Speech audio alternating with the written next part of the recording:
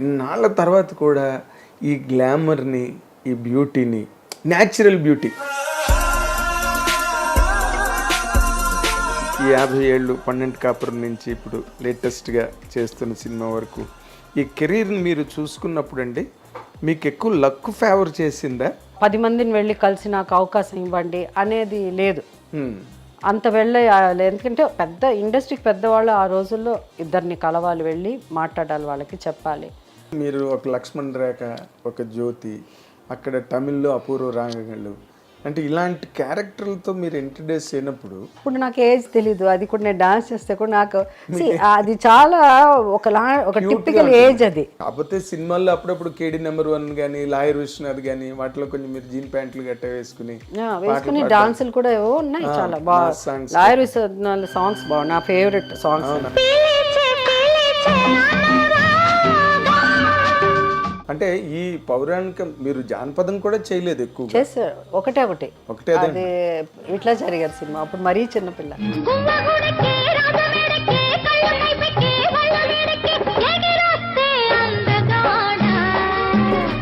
కంటి చూపు చెప్తోంది, కుంటి నవ్వు చెప్తోంది, చూసారా? ఆయన హిందీ అంత ఇష్టం, హిందీ సాంగ్స్ అయితే. ఆ పాట తర్వాత మొహమ్మద్ రఫీది బల్లె, అదే నెమ్మది నిన్ను పిలిచింది అన్ని పాటలు పాడు. ఇది ఫస్ట్ టైము రామారావు గారి గురించి ఇంత ప్రత్యేకమైన విషయం చెప్పింది మీరే. నాగేశ్వరరావు గురించి ఒక స్పెషల్ టచ్ చెప్పాలి అంటే ఏం చెప్తారండి? ఇదిగో నువ్వు నన్ను మార్చడానికి ట్రై చేస్తే మత మార్పిడి సార్, ఇది మేడం వాళ్ళ మదరు తిరుపతి వెళ్ళారు లడ్డు అని. నాగేశ్వర రామారావు గారు అంటే మాకు చాలా గౌరవం, ఎప్పుడు ఆ గీత దాటేవాళ్ళం కాదు. మీరు నార్మల్గా అంటే you never had any affair with anybody? Do you talk about heroes? You don't talk about any heroes. You don't comment about any heroes. ఆ రోజుల్లో మీరు కమల్ హాసన్ గారు మ్యారేజ్ చేసుకుంటారు, అందుకే అందరు అంటారు ఏమంటే మీరు ఇంటర్వ్యూస్ ఇవ్వకండి, ఇలా ఇంటికి వస్తారు మాట్లాడతారు, ఇవన్నీ ఎడిట్ చేయకుండా పెట్టండి. ఒక మహిళ ఒక దొరికింది కదా అని ఆ మహిళ మీదే మాట్లాడుతూ ఉంటారు. మీరెవరు, ఎందుకంటే అంత గట్స్ మీకు లేదు. వాళ్ళ ఫ్యాన్స్ వచ్చి కాళ్ళు ఎరక్కొడతారు ఏదన్నా రాసి. ఈ జర్నలిస్ట్ గారి పని ఉండదండి, వాళ్ళు అదే వచ్చి అడుగుతారు. మీతో హీరోయిన్స్ అంటే మా సమాధానం కూడా చెప్పారు, అసలు ఇంటర్వ్యూస్ మానేశారు. ఆ రోజుల్లో మీ గురించి మీ ఇద్దరు మ్యారేజ్ చేసుకుంటే బాగుంటుందని అనుకున్న వాళ్ళు మీడియా కూడా ఉన్నది నిజం. అదే మగవాళ్ళు తెలుసా, మగవాళ్ళ బుద్ధి అదే. వినండి, మగాళ్ళు కాదు మీ ఫ్యాన్స్ అండి బాబు. ఆగండి, నేను అంటుంది ఇప్పుడు ఇందాక మీరు వండర్ఫుల్ స్టేట్మెంట్ నాకు బాగా నచ్చింది. వండర్ఫుల్ ఎందుకు మళ్ళీ శోభన్ బాబు గారు అంటే ఫస్ట్ టైం చూస్తున్నాము. ఎవరు అంటే శోభన్ బాబు గారు, కృష్ణ గారు, వీళ్ళందరూ ఇంకో ఒక యంగ్ జనరేషన్, రామారావు నాగేశ్వరరావు తర్వాత జనరేషన్. సో అట్లా ఉండేదన్నమాట. సో ఆయన ఎక్కువ చలాకీగా నవ్వుతూ మాట్లాడతారు శోభన్ బాబు గారు. సో మన ఫ్రెండ్లీగా హీ కేమ్ మెట్ మీ శోభన్ బాబు గారు. సో ఇలా యంగ్ శోభన్ బాబు గారు ఏజ్ ఇట్లా ఉండేది. అంటే ఆయన ఒక డిఫరెంట్ జనరేషన్ అది. సో కలవడానికి వచ్చారు ఆయన. శోభన్ బాబు గారు ఒకసారి నేను షూటింగ్ చేస్తున్నాను వాహిని స్టూడియోస్లో, చేస్తూ ఉంటే ఆ మేకప్ రూమ్స్ ఎక్కడో ఒక చోట ఉంటుంది కదా. సో ఈ పక్కన వాహిని స్టూడియోస్లో ఫ్లోర్స్, షూటింగ్ ఫ్లోర్స్ ఆపోజిట్ ఎదురుగా ఉండేది, లేకపోతే పక్కనే ఉండేది, వరుసగా ఉండేది. సో ఏ ఆర్టిస్ట్ ఆ రోజుల్లో వ్యానిటీ వ్యాన్ అంత లేదు కదా, ఏదర్ మేకప్ ఇక్కడ నుంచి అక్కడికి కార్లో వెళ్ళాలంటే ఎక్కువ, అది అంత ఓవర్, అది అంత సీన్ ఉండేది కాదు ఆ రోజుల్లో. మరి ఆర్టిస్టులు కొంచెం సో నడిచి వెళ్ళేవాళ్ళు మేకప్ రూమ్కి. సో ఆర్టిస్టులు కూడా ఏంటంటే ఎయిర్ కండిషన్స్ అన్నీ ఉండేది కాదు కదా సెట్లో, లోపల వేడిగా ఉంటే వాళ్ళు షార్ట్ రాకపోతే బయట కుర్చీలు వేసి కూర్చుంటాం అందరం, కుర్చీలు వేసి కూర్చుంటాం. ఏ ఫ్లోర్కి బయట కుర్చీలు ఉంటాయి కూర్చుంటాము. సో నేను ఒకసారి అలా కూర్చుని ఉంటే శోభన్ బాబు గారు వెళ్తున్నారు, వెళ్ళగానే మన వాళ్ళు ఎవరు పక్కన ఇంకో యాక్టర్ ఎవరో ఉన్నారు, ఆయన బాబు గారిని చూడగానే లేచి నించోగానే పెద్ద హీరో ఒక శోభన్ బాబు గారు వెళ్తున్నారంటే ఆయన నించున్నారు, నేను కూడా లేచి నించున్నాను. సో అంత దూరంలో ఉన్నాం మేము. అప్పుడు ఈ walked Hmm. Came to us, I mean మా దగ్గరికి వచ్చి అండ్ హీ సెడ్ హలో అని చెప్పేసి, మీ పేరు జయసుధ కదా అని అడిగారు ఆయన. నేను ఇంకా చెప్పకముందే ఆయనే అడిగారు. అవునండి అలా అన్నాను.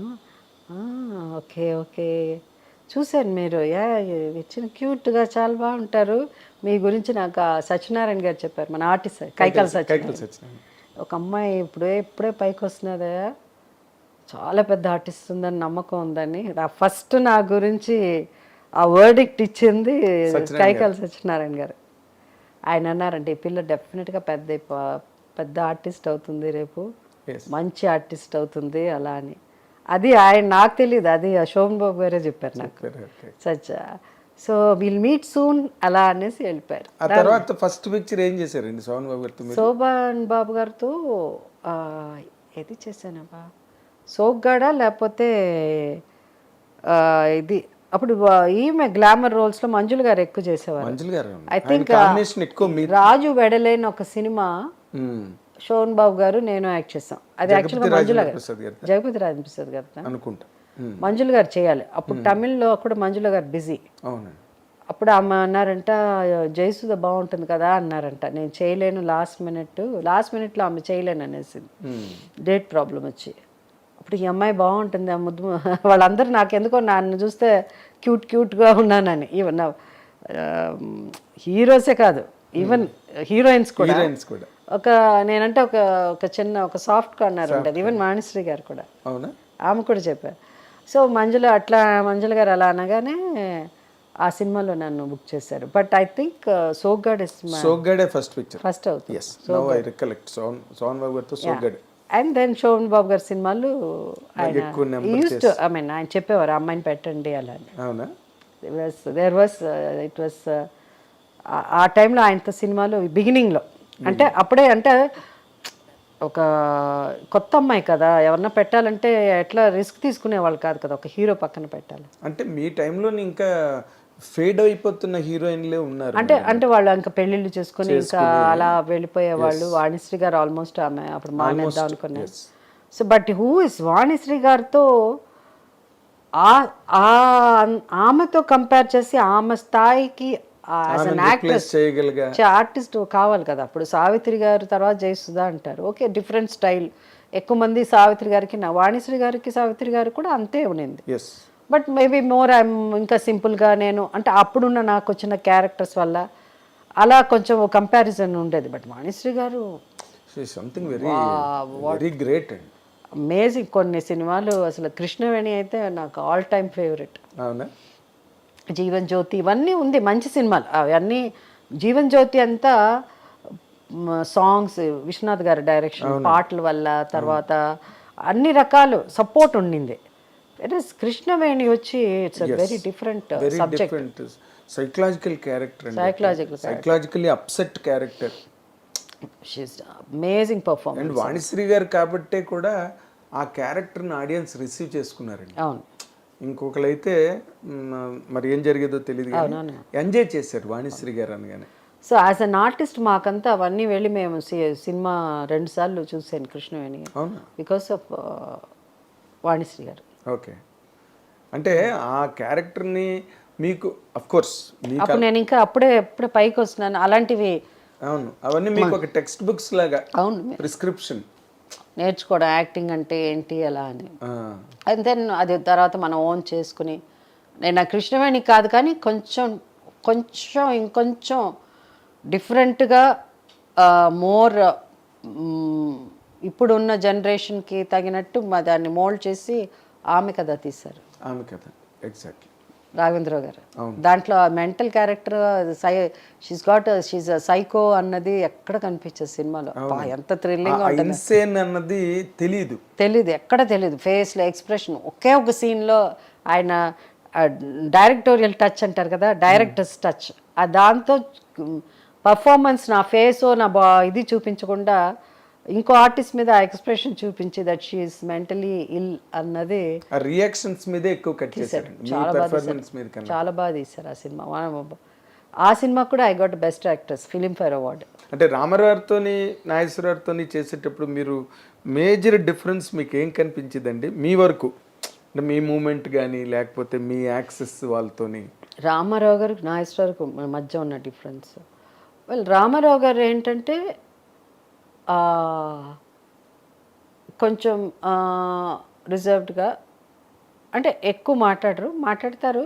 ఆయన దగ్గర వెళ్ళి కూర్చొని ఎవరన్నా మనకు చాలామంది, అల్లు రామలింగ గారు, ఆ రోజుల్లో సత్యనారాయణ గారు, ఇంకా చాలామంది ఉన్నారు, చలపతిరావు గారు కాదు, ఇంకా ఇంకా రావు గోపాలరావు గారు, ఇంకా చాలామంది ఆర్టిస్టులు ఉన్నారు. వాళ్ళంతా వెళ్ళి కూర్చొని మాట్లాడితే సరదాగా మాట్లాడేవాళ్ళు. హీరోయిన్స్ అంటే కూడా ఇప్పుడు అంటే మేము మా జనరేషన్ వచ్చి ఇప్పుడు ఆయన వాణిశ్రీ గారు, శారద గారు, లేకపోతే ఇంకో ఇద్దరు ముగ్గురు ఆర్టిస్ట్ హీరోయిన్స్ అట్లా ఆ జనరేషన్ చూస్తారు. సడన్గా ఆయనకి అడవి రాముడు వచ్చేసరికి జయసుధ, జయప్రద అనేసరికి ఆయన కూడా ఈ వాజ్ ఫీలింగ్ లిటిల్ అన్కంఫర్టబుల్. అవునా? ఎందుకంటే వేరే జనరేషన్ ఇది, చిన్నపిల్లలు ఇలా వచ్చేసి కాలేజ్, స్కూల్, హై స్కూల్ చదువుకుని వచ్చేసారు. సో ఆయనకి అది కొంచెం ఇబ్బందిగా అనిపించింది. లేదు ఆయన ఎక్కువ అవన్నీ మాటల్లో ఏమి చెప్పరు కానీ ఇది లేటర్ ఆన్ అదే అలవాటు. నేను అదే చెప్పాను చాలా. ఇప్పుడు నాకున్న పుస్తకాలు చదివేదని, క్రికెట్ అని, అది అని, ఇదని, అట్లా కొంచెం ఇంట్రాక్షన్ కొంచెం స్టార్ట్ అయింది.